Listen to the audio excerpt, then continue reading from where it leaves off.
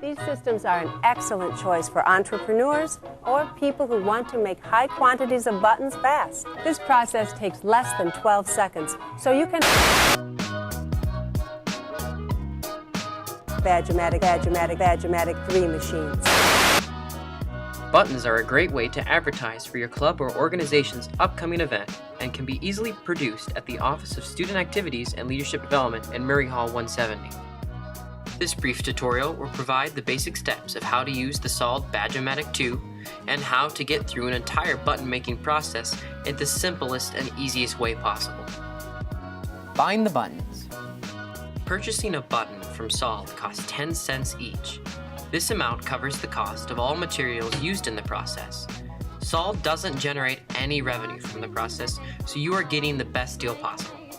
If you are using a club budget number to pay for buttons, remember to get your club auditor's approval first. You can then bring a budget number or cash to SALD's CSB office, Murray Hall if you've forgotten already, where you can come to make the buttons. Please contact our office at extension 5254 or email us at sald@csbsju to set up a time to use the button making equipment. You can also submit a button reservation form and someone from SALD will contact you promptly. You should know that if you have not previously used the equipment, you can always flag down a student employee to instruct you in the process. Although there are instructions on the machine and that's how we learn, so why not figure it out? It is important to note that SALD staff members are not responsible for imperfect buttons or for the malfunction or jamming of the machines. The responsibility of any faulty created buttons falls solely on the individual making them. 'Cause you had a bad day, you're taking one down, you sing a sad. Alright, now that that's out of the way, let us begin. How to make a button. Before you begin using the machine, check the white reset button located on the back of the machine, as sometimes the button comes out. If the button is out, push it back in and run the machine once containing no parts. Be sure the protective covering is in the full down position. Plug the power cord into a properly grounded outlet. Turn the main power switch on. And lastly, with the protective cover down, press the activator button once more. This will ensure the machine cycle is in the starting position. There we are, and we're off. Step 1.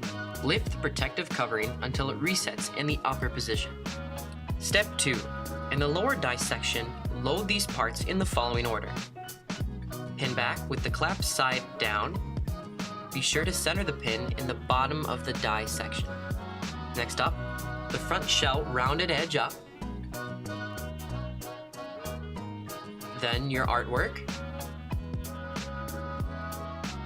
And lastly, the final piece on top is the protective plastic. Protective cover. Then step 4, push the activator button and the upper die section will cycle 2 times to complete each button. Step 5, lift protective cover into the locking position, and step 6, press the button ejector bar to aid in the removal of the button. And there you have it, one completed button. In case of a jam. If a jam should occur, which they occasionally do, don't panic, it can be easily fixed. When the machine jams, a warning buzzer will sound. You should then lift the protective cover into its locking position and remove all material from the upper and lower die sections. Discard and do not attempt to reuse any of that material. Close the protective cover once more and press the reset button on the back of the machine. This will allow the machine to complete the cycle. If you are still stuck after these steps, just flag down a SALD student employee. We'd be happy to help, and this isn't our first rodeo. Believe it or not, I'm walking on air.